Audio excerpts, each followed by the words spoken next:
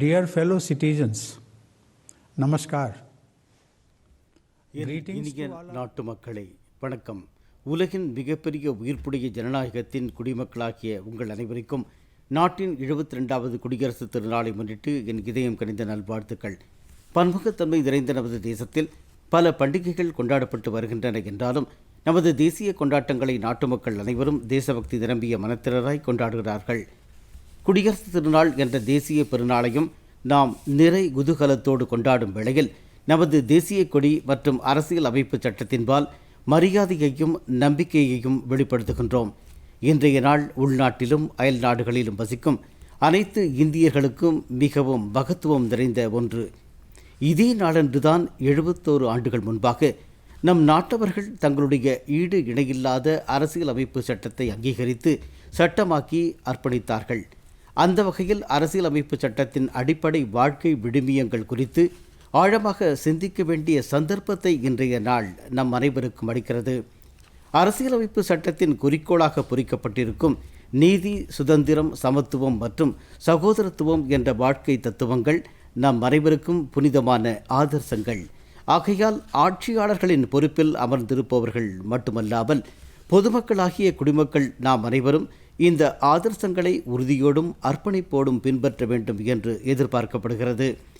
ஜனநாயகத்தின் அடிநாதமாக விளங்கும் இந்த 4 கருத்துக்களுக்கு அரசியலமைப்பு சட்டத்தின் தொடக்கத்திலேயே முக்கியத்துவம் அளிக்கும் தீர்மானத்தை அரசியலமைப்பு சட்டத்தை இயற்றிய நமது நன்குணர்ந்த மேதைகள் ஆழமாக சிந்தித்து உணர்ந்தே வடித்திருக்கிறார்கள்.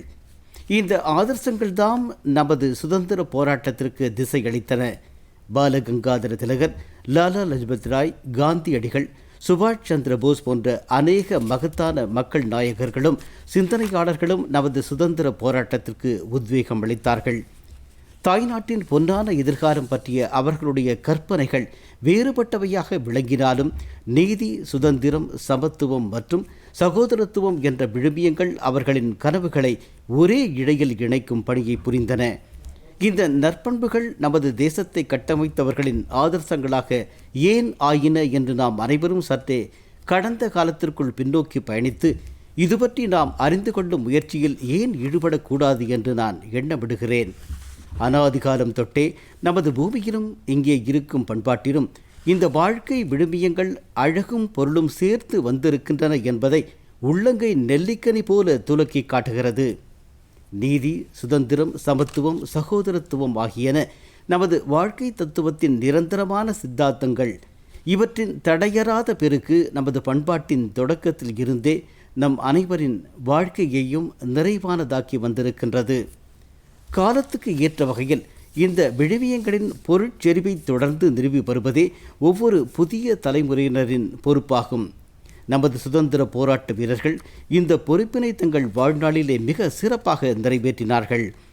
அதே போலவே இன்றைய சந்தர்ப்பத்தில் நாமும் இந்த விழுமியங்களை பொருளார்ந்தவையாகவும் பயனளிப்பவையாகவும் புரிய வேண்டும்.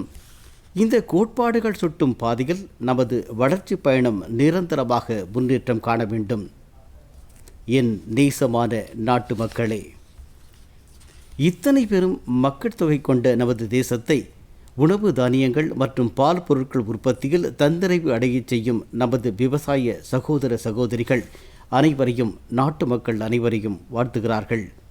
தீவிரமான இயற்கை சூழல்களையும் அநேக சவால்களையும் கோவிட் பெருந்தொற்று ஆகியவற்றையும் தாண்டி நமது விவசாய சகோதர சகோதரிகள் வேளாண் உற்பத்தியில் எந்த குறைவையும் ஏற்படவிடவில்லை. நன்றியுடைய நமது தேசம் நமது அன்னமளிக்கும் விவசாயிகளின் நலனுக்காக தன்னை முழுமையாக அர்ப்பணித்திருக்கின்றது. எவ்வாறு நமது உழைக்கும் விவசாயி தேசத்தின் உணவுப் பொருள் பாதுகாப்பை உறுதி செய்வதில் வெற்றிகரமாக திகழ்கிறாரோ இதைப் போலவே நமது இராணுவத்தில் இருக்கும் சாகச வீரர்களும் கடுமையான சூழ்நிலைகளிலும் தேசத்தின் எல்லைகளின் பாதுகாப்பை உறுதி செய்கின்றனர்.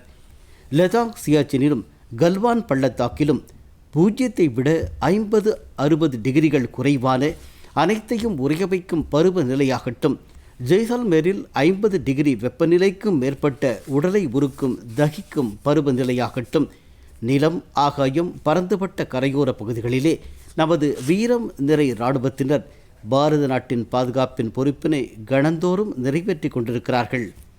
நமது இராணுவத்தினரின் வீரம், தேசபக்தி, தியாகம் ஆகியவை நாட்டு மக்களான நம் அனைவருக்கும் பெருமிதத்தை அளிக்கின்றது. உணவு பாதுகாப்பு, இராணுவ பாதுகாப்பு, பேரிடர்கள், நோய்கள் ஆகியவற்றிலிருந்து பாதுகாப்பு மற்றும் வளர்ச்சி என்று பல்வேறு துறைகளில் நமது விஞ்ஞானிகள் தங்கள் பங்களிப்பு வாயிலாக தேசிய முயற்சிகளுக்கு சக்தி அளித்திருக்கின்றார்கள். விண்வெளி முதல் வயல்வெளிகள் வரை, கல்வி நிறுவனங்கள் முதல் மருத்துவமனைகள் வரை, விஞ்ஞானிகள் சமூகம் நமது வாழ்க்கை மற்றும் பணிகளை ஆகச் சிறப்பாக ஆக்கியிருக்கின்றார்கள். இரவு பகலாக பாடுபட்டு கொரோனா வைரஸின் உயிரியல் குறியீட்டு முடிச்சுகளை அவிழ்த்து மிக குறைந்த சமயத்திலேயே தடுப்பூசியை மேம்படுத்தியதன் வாயிலாக நமது விஞ்ஞானிகள் மனித சமூக மனத்தின் நலனுக்காக புதியதொரு வரலாற்றினை படைத்திருக்கின்றார்கள். நாட்டிலே இந்த பெருந்தொற்றை கட்டுக்குள் கொண்டு வரவும், வளர்ச்சியடைந்த நாடுகளோடு ஒப்பிடுகையில் இறப்பு வீதத்தை கட்டுக்குள் வைத்திருப்பதிலும் நமது விஞ்ஞானிகள், மருத்துவர்கள், நிர்வாகம் இன்னும் பிறரோடு இணைந்து ஈடு இணையற்ற பங்களிப்பை அளித்திருக்கின்றார்கள். இந்த வகையில் நமது அனைத்து விவசாயிகள், இராணுவத்தினர், விஞ்ஞானிகள் ஆகியோர் சிறப்பான பாராட்டுதல்களுக்கு உரித்தானவர்கள். நன்றியுணர்வு மிக்க தேசம், குடியரசு திருநாளாம் இந்த சுபமான வேளையில் இவர்கள் அனைவருக்கும் என் வணக்கங்களை தெரிவித்துக் கொள்கிறேன். என் அன்பு நிறை நாட்டு மக்களே, கடந்த ஆண்டு பூதாகரமான பேரிடரை எதிர்கொள்ளும் போது மனித சமுதாயம் கிட்டத்தட்ட ஸ்தம்பித்து நின்ற வேளையில் நான் இந்திய அரசியலமைப்பு சட்டத்தின் அடிநாதமான தத்துவங்கள் குறித்த சிந்தனையில் ஆழ்ந்தேன். நமது அரசியலமைப்பு சட்டத்தில் இழையோடும் நற்பண்பான சகோதரத்துவம் என்பது இல்லாது போயிருந்தால் நம்மால் இந்த பெருந்தொற்றிற்கு எதிராக இத்தனை பலமான பதிலடி கொடுத்திருக்க முடியாது போயிருக்கும். இந்தியர்கள் நெருக்கமாக பின்னிப்படைந்த ஒரு குடும்பத்தை போல செயல்பட்டு இந்த கொரோனா பெருந்தொற்று வடிவில் வந்திருக்கும் எதிருக்கு எதிராக வியக்கத்தக்க தியாகங்கள், சேவை, உயிர் தியாகம் ஆகியவற்றை புரிந்து ஒருவரை ஒருவர் காப்பாற்றினார்கள். பாதிக்கப்பட்டவர்களை பராமரிக்க தங்களின் உயிர்களையும் கூட பொருட்படுத்தாமல் பல இடர்களை எதிர்கொண்ட மருத்துவர்கள், செவிலியர்கள், துணை மருத்துவ பணியாளர்கள், நலவாழ்வுத் துறையோடு தொடர்புடைய நிர்வாகத்தினர், துப்புரவு பணியாளர்கள் ஆகியோரை குறிப்பிட்டு பாராட்ட விரும்புகின்றேன். இவர்களில் சிலர் தங்கள் இன்னுயிரையும் இழந்திருக்கிறார்கள். இவர்களோடு கூடவே இந்த பெருந்தொற்றுக்கு 1.5 லட்சம் பேர்கள் இரையாகி இருக்கின்றார்கள். அவர்களை இழந்து வாடும் அவர்தம் குடும்பத்தாருக்கு நான் என் இரங்கல்களை தெரிவித்துக் கொள்கிறேன். கொரோனாவுக்கு எதிரான போராட்டத்தில் முன்னணியில் நின்று போராடிய கொரோனா வீரர்கள், அசாதாரணமான செயல்பாடுகளை புரிந்த நமது எளிய குடிமக்களே, இன்னும் முடிவுக்கு வராத இந்த சோகமான அத்தியாயத்தின் வரலாற்றை பற்றி எதிர்கால சந்ததியினர் தெரிந்து கொள்ளும் போது எதிர்பாராமல் உருவெடுத்த இந்த சங்கடத்தை எத்தனை துணிச்சலோடு நீங்கள் அனைவரும் எதிர்கொண்டீர்கள் என்பதை அறிந்து அவர்கள் சிரத்தையோடு தலை வணங்குவார்கள். நாட்டின் மக்கள் தொகை அடர்த்தி, கலாச்சார மரபுகளின் பன்முகத்தன்மை, இயற்கை மற்றும் புவியியல் சவால்கள் ஆகியவற்றில் கருத்தில் கொள்ளும் வகையில் கோவிட்-19க்கு எதிரான தற்காப்பு நடவடிக்கைகள் நமக்கு மிகப்பெரிய சவாலாக இருந்தன. இதனை தாண்டி நம்மால் பெருமளவு வைரஸின் பரவலை தடுக்க முடிந்திருக்கிறது. இந்த தீவிரமான பேரிடரை தாண்டி நாம் பல துறைகளில் நமது வழிமுறைகளை வெற்றிகரமாக மாற்றி அமைத்து கொண்டு முன்னேறி இருக்கின்றோம். இந்த பெருந்தொற்று காரணமாக நமது குழந்தைகள், இளைய தலைமுறையினரின் கல்வி தொடர்பான செயல்பாடுகள் பாதிப்படையக்கூடிய சூழ்நிலை ஏற்பட்டிருந்தது. ஆனால் நமது கல்வி அமைப்புகளும் நிறுவனங்களும் ஆசிரியர்களும் புதிய தொழில்நுட்பத்தை விரைவாக கைக்கொண்டு மாணவர்களின் கல்வி தொடர்ந்து நடைபெறுவதை உறுதி செய்து கொண்டார்கள். பீகார் போன்ற நெருக்கமான மக்கள் தொகை கொண்ட மாநிலமாகட்டும், ஜம்மு காஷ்மீர், லத்தாக் போன்ற கடினங்களும் சவால்களும் நிறைந்த பகுதிகளாகட்டும், சுதந்திரமான, பாரபட்சமற்ற பாதுகாப்பான தேர்தல்கள் நடத்தப்பட்டிருப்பது நமது ஜனநாயகம் மற்றும் தேர்தல் ஆணையத்தின் சாதனையாகும். தொழில்நுட்பத்தின் துணையோடு நீதிமன்றங்கள், நீதிமன்றங்கள் செயல்பாடுகளை நிறைவேற்றி வந்தன. இத்தகைய சாதனைகளின் பட்டியல் மிக நீளமானது. பொருளாதார வழிமுறைகளை துவக்க அன்லாக்கிங் என்ற தாழ்திறத்தல் செயல்பாடு எச்சரிக்கையோடும் படிப்படியாகவும் நடைமுறைப்படுத்தப்பட்டது. இந்த வழிமுறை திறமையானதாக நிரூபிக்கப்பட்டிருப்பதோடு மீட்சி எதிர்பார்த்ததை விட விரைவாக இருப்பதற்கான குறியீடுகள் தென்பட தொடங்கியிருக்கின்றன. தற்போதைய ஜிஎஸ்டி வருவாயில் சாதனை படைக்கும் அதிகரிப்பு, அந்நிய முதலீடுகளை கவரக்கூடிய பொருளாதார அமைப்பு என்ற வகையில் பாரதம் உருவாக்குதல் ஆகியன நமது பொருளாதார மீட்சிக்கான அடையாள குறியீடுகள். மத்திய மற்றும் சிறு தொழில்களுக்கு அரசாங்கம் ஊக்கமளிக்கின்றது. தங்களுடைய தொழில் முனைவு திறன்களை கட்டவிழ்த்து விட ஏதுவாக எளிய வகையில் கடன் உதவிகள், வியாபாரத்தில் நூதனமான எண்ணங்களை ஊக்குவித்தல் என்ற வகையில் பல முனைப்புகள் மேற்கொள்ளப்பட்டிருக்கின்றன. என் பிரிய சக குடிமக்களே, கடந்த ஆண்டின் பெருங்கஷ்டங்கள் நமது இதயங்களின் ஆழத்திலே நாம் என்றுமே அறிந்திருந்த ஒன்றை நமக்கெல்லாம் நினைவூட்டியது. அதுதான் பல்லாயிரம் ஆண்டுகளாக நம்மையெல்லாம் ஒன்றாக பிணைத்து வைத்திருக்கும் மனித சமுதாயத்தின் பால் கரிசனமும் அக்கறையும் மற்றும் சகோதரத்துவ உணர்வும். காலத்தின் தேவைக்கேற்ப நமது நாட்டு மக்கள் ஒவ்வொரு துறையிலும் தங்களது திறமைகளை வெளிப்படுத்தியதோடு தங்கள் நலனை விட மற்றவர்களின் நலனுக்கு முன்னுரிமை அளித்தார்கள். மனித சமூகம் முழுமையின் பால் இரக்கம், சேவை, சகோதரத்துவம் என்ற இந்த ஆழமான உணர்வுகள்தாம் பல்லாயிரம் ஆண்டுகளாக நம்மை ஒருங்கிணைத்து வந்திருக்கின்றன. பாரத நாட்டவர்களான நாம் மனித சமுதாயத்திற்காகவே வாழவும் செய்கின்றோம், மரிக்கவும் செய்கின்றோம். இந்த பாரத நாட்டு ஆதர்சத்தை குறித்து மகத்தான கவி மைதிலி ஷரத் குப்த் அவர்களின் வரிகளை கேட்போம். கருணையுடையவர்களின் புகழ் காலத்திற்கும் கீதங்களில் நிலைத்திருக்கும். கவி நூலகம் இல்லையெனாது இனிது ஒப்போரையே போற்றி துதிக்கும். உயிர்ப்புடைய அவர்களின் ஆன்ம உணர்வு உலக முழுவதும் நிறையும்.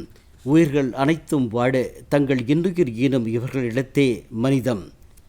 மனித சமூகத்தின்பால் இருக்கும் இந்த அன்பும் தியாக உணர்வுமே நம்மை பெரும் உச்சங்களை நோக்கி இட்டுச் செல்லும் என்பதை நான் உறுதியாக நம்புகின்றேன். 2020ஆம் ஆண்டினை நாம் கற்றல் ஆண்டாகவே கொள்ள வேண்டும் என்பது எனது கருத்து. கடந்த ஆண்டிலேயே கூட மிக குறைவான காலத்திற்குள்ளாக இயற்கை அன்னை தனது தூய்மையான புத்துணர்ச்சி அளிக்கும் வடிவத்தை மீண்டும் வெளிப்படுத்தியிருக்கின்றாள். இத்தகைய தூய்மையான இயற்கை வனப்பு மிகுந்த காலத்திற்கு பிறகு காண கிடைத்தது. சின்ன சின்ன முயற்சிகள் புறந்தள்ளப்பட வேண்டியவை அல்ல, பெரிய முயல்வுகளை நிறைவு செய்பவை இவை என்ற செய்தியை தெள்ளத் தெளிவாக இயற்கை அன்னை நமக்கு அளித்திருக்கின்றாள். வருங்காலத்தில் இதுபோன்ற பெருந்தொற்றுகளால் ஏற்படக்கூடிய அபாயங்களை குறைக்கும் விதமாக சூழல் மாற்ற விஷயத்திற்கு உலகளாவிய அளவில் முதன்மை அளிக்கப்படும் என்று நான் நம்புகின்றேன். பிரியமான நாட்டு மக்களே, சங்கடத்தை சந்தர்ப்பமாக மாற்றி பிரதமர் தற்சார்பு பாரத இயக்கத்தை அறிவித்தார். உயிர்ப்புடைய நமது ஜனநாயகம், கடமையுணர்வும் திறமையும் படைத்த நம்முடைய நாட்டு மக்கள், குறிப்பாக நமது இளைய தலைமுறையினர் தற்சார்பு பாரதத்தை நிர்மாணம் செய்யும் நமது முயற்சிகளுக்கு ஆற்றல் அளித்து வருகின்றார்கள். பொருட்கள், சேவைகள் தொடர்பாக நமது நாட்டு மக்களுக்கு இருக்கும் தேவைகளை நிறைவு செய்யும் உள்நாட்டு முயற்சிகள் வாயிலாகவும், இந்த முயற்சிகளில் நவீன தொழில்நுட்பத்தை பயன்படுத்துவதன் மூலமாகவும் இந்த இயக்கத்திற்கு ஆற்றல் கிடைத்து வருகிறது. இந்த இயக்கம் காரணமாக நுண், சிறு, நடுத்தர தொழில்களுக்கு ஊக்கமளிக்கப்பட்டு ஸ்டார்ட் அப் சூழல் அமைப்பை மேலும் பலமானதாக ஆக்கி பொருளாதார முன்னேற்றத்துடன் கூடவே வேலைவாய்ப்பை உருவாக்கும் நடவடிக்கைகளும் மேற்கொள்ளப்பட்டு வருகின்றன. தற்சார்பு பாரத இயக்கம் ஒரு மக்கள் இயக்கத்தின் வடிவத்தை எடுத்து வருகின்றது. புதிய பாரதம் என்ற நோக்கிற்கு வடிவம் கொடுக்கும் வகையில் தேசம் தான் சுதந்திரமடைந்த 75ஆம் ஆண்டுகளுக்குள்ளாக, அதாவது 2022ஆம் ஆண்டுக்குள்ளாக தனது தேசிய உறுதிப்பாடுகளை நிறைவேற்றியாக வேண்டும் என்ற லட்சியத்தை மெய்ப்பிப்பதற்கும் இந்த இயக்கம் துணை புரியும். ஒவ்வொரு குடும்பத்திற்கும் அடிப்படை வசதிகளுடன் கூடிய கான்கிரீட் வீட்டை பெற்றுத்தருதல் முதல் விவசாயிகளின் வருமானத்தை இரட்டிப்பாக்குதல் வரையிலான மகத்துவம் வாய்ந்த இலக்குகளை நோக்கி முன்னேறி சுதந்திரம் அடைந்த 75ஆம் ஆண்டு என்ற வரலாற்று சிறப்புமிக்க நிலையை நாம் எட்டுவோம். அனைவரையும் உள்ளடக்கியதொரு சமுதாயம் படைக்க நாம் கல்வி, உடல்நலம், ஊட்டச்சத்து நிரம்பிய உணவு, மறுக்கப்பட்ட பிரிவினரின் மேம்பாடு மற்றும் பெண்டிர் நலம் மீது சிறப்பான வலு கூட்டப்பட்டு வருகின்றது. பாதகமான சூழ்நிலைகளில் இருந்து ஏதோ ஒரு கற்றல் பிறக்கிறது என்பது என் கருத்து. இவற்றை எதிர்கொள்வதால் நமது சக்தியும் தன்னம்பிக்கையும் அதிகரிக்கின்றன. இந்த தன்னம்பிக்கையோடு பாரதம் பல துறைகளில் பெரும் நடவடிக்கைகளை மேற்கொண்டிருக்கிறது. முழு வேகத்தோடு முன்னேறி வரும் நமது பொருளாதார சீர்திருத்தங்களின் நிறைவாக புதிய சட்டங்களின் உருவாக்கம் வாயிலாக நீண்ட காலமாக எதிர்பார்த்திருந்த விவசாயம் மற்றும் தொழில்துறைகளில் மேம்பாடு காணப்பட்டு வருகின்றது. தொடக்கத்தில் இந்த சீர்திருத்தங்கள் பற்றிய ஐயப்பாடுகள் ஏற்படலாம். ஆனால் விவசாயிகளின் நலனில் அரசாங்கம் முழுமையாக அர்ப்பணிக்கப்பட்டிருக்கிறது என்பதில் எந்த ஒரு ஐயப்பாடும் கிடையாது. சீர்திருத்தங்கள் தொடர்பாக கல்வித்துறையில் மேற்கொள்ளப்பட்டிருக்கும் புதிய பரவலான சீர்திருத்தங்கள் குறிப்பிடத்தக்கவை.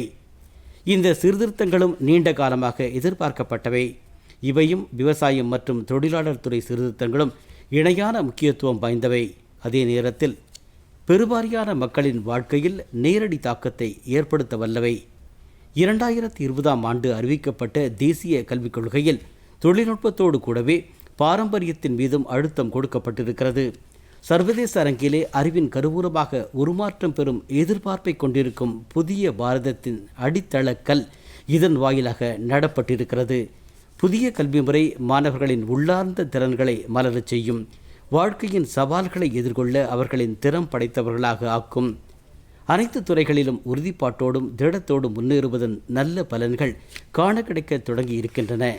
கொரோனாவின் சுமார் ஓராண்டு கால எதிர்பாராத அக்னி பரீட்சையை தாண்டி பாரதம் ஓய்ந்துவிடவில்லை.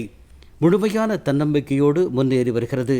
நமது நாட்டில் பொருளாதார மந்தநிலை சில காலம் மட்டுமே நிலவியது. இப்போது நமது பொருளாதார நிலை மீண்டும் விரைவு பெற தொடங்கியிருக்கிறது. தற்சார்பு பாரதம் கொரோனா நுண்கிருமியிடமிருந்து தற்காத்து கொள்ள தனக்குரிய தடுப்பூசியை தயார் செய்துவிட்டது. இப்போது பரந்துபட்ட வகையில் தடுப்பூசி போடப்படும் இயக்கம் வரலாற்றில் தனிப்பெரும் ஒன்றாக விளங்கும். இந்த திட்டத்தை வெற்றியடை செய்ய நிர்வாகத்தோடும் சுகாதாரத்துறையோடும் சம்பந்தப்பட்டவர்கள் முழு அர்ப்பணிப்போடு கடமையாற்றி வருகிறார்கள். நீங்கள் அனைவரும் விதிமுறைகளின்படி உங்களுடைய ஆரோக்கியத்தின் பொருட்டு உயிர்காக்கும் இந்த தடுப்பூசியால் நற்பலன்களை கண்டிப்பாக அடைய வேண்டும் என்று நாட்டு மக்களிடத்தில் நான் வேண்டுகோள் விடுக்கின்றேன். கண்டிப்பாக நீங்கள் இதை போட்டுக்கொள்ளுங்கள். உங்கள் உடல் நலனே உங்களின் முன்னேற்ற பாதையின் கதவுகளை திறந்து வைக்கும். இன்று பாரதம் உலகின் மருந்தகம் என்று உகந்த வகையில் அழைக்கப்படுகின்றது. ஏனென்றால் நாம் பல நாட்டு மக்களின் துன்பத்தை குறைக்கவும் பெருந்தொற்றை கட்டுப்படுத்தவும் மருந்துகளையும் உடல்நலச் சேவைகளின் பிற பொருட்களையும் உலகின் பல மூலைகளுக்கும் கொண்டு சேர்த்து வருகின்றோம். நாம் இப்போது தடுப்பூசியை பிற நாடுகளுக்கும் கிடைக்கச் செய்து வருகிறோம். அன்பு நிறை என் நாட்டு மக்களே, கடந்த ஆண்டு பல முறைகளில் பல சவால்கள் நம் முன்னே தோன்றின. நமது எல்லைப்புறங்களில் விரிவாக்காத செயல்பாடுகளை நாம் எதிர்கொள்ள நேர்ந்தது. ஆனால் நமது வீரம் நிறைந்த இராணுவத்தினர் இவற்றையெல்லாம் தவிடுபடியாக்கிவிட்டார்கள். இந்த செயல்பாட்டின் போது நமது 20 வீரமான இராணுவத்தினர் வீரகதி எய்தினார்கள். நாட்டு மக்கள் அனைவரும் இந்த இராணுவத்தினருக்கு நன்றி கடன் பட்டிருக்கிறார்கள். அமைதியின் பொருட்டு கடப்பாடு உடையவர்களாக நாம் இருந்தாலும் நமது தரை வான் கப்பல் படைகள் நமது பாதுகாப்பிற்கு எதிராக புரியப்படும் பொறுப்பற்ற செயல்பாட்டை முறியடிக்க முழுமையான தயார் நிலையில் இருக்கின்றார்கள்.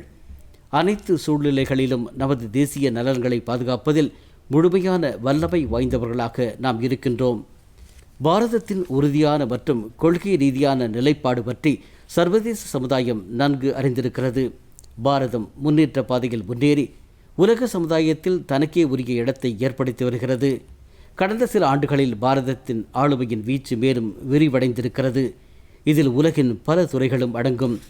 ஐநாவின் பாதுகாப்பு குழுவின் தற்காலிக உறுப்பினராக அசாதாரணமான ஆதரவோடு பாரதம் தேர்ந்தெடுக்கப்பட்டிருப்பதே அதன் வலுத்திருக்கும் வீச்சின் அடையாளம். உலகம் நெடுக இருக்கும் தலைவர்களுடனான நமது பரிமாற்றம் பன்மடங்கு அதிகரித்திருக்கிறது. உயிர்ப்புடைய தனது ஜனநாயகம் காரணமாக பொறுப்புணர்வும் நம்பகத்தன்மையும் உடைய ஒரு நாடு என்ற மரியாதையை இந்தியா பெற்றிருக்கிறது. நமது அரசியலமைப்பு சட்ட மந்திரங்களை நாம் நினைவு கூர்ந்து கொண்டிருப்பது மிகவும் அவசியம். நமது தேசப்பிதாவின் வாழ்க்கை பற்றியும் அவரது சிந்தனைகள் பற்றியும் நாம் ஆழமாக நினைத்து பார்ப்பதை நமது அன்றாட வாடிக்கையாக்கி கொள்ள வேண்டும் என்பதை நான் முன்னமே கூறியிருந்தாலும் மீண்டும் இதை வலியுறுத்த விரும்புகின்றேன். ஒவ்வொரு கண்ணில் இருந்தும் கண்ணீர் துளியை துடைக்கும் அனைத்து முயற்சிகளையும் நாம் மேற்கொள்ள வேண்டும். நமது குடியரசு என்ற திட்டத்தின் கோட்பாட்டு சொல்லே சமத்துவம். கிராமவாசிகள், பெண்கள், சமூகத்தின் நலிவடைந்த பிரிவினரான பட்டியலினத்தவர்கள், பழங்குடிகள், மாற்றுத்திறனாளிகள் மற்றும் மூத்த குடிமக்கள் ஆகியோருக்கு சமூக சமத்துவம் கண்ணியத்தை அளிக்கிறது.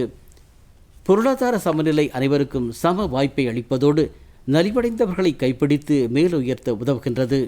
உதவி புரியும் செயல்கள் மற்றவர்களின் உணர்வறிந்து நடந்து கொள்ளும் நமது திறனை விரிவாக்குகின்றது.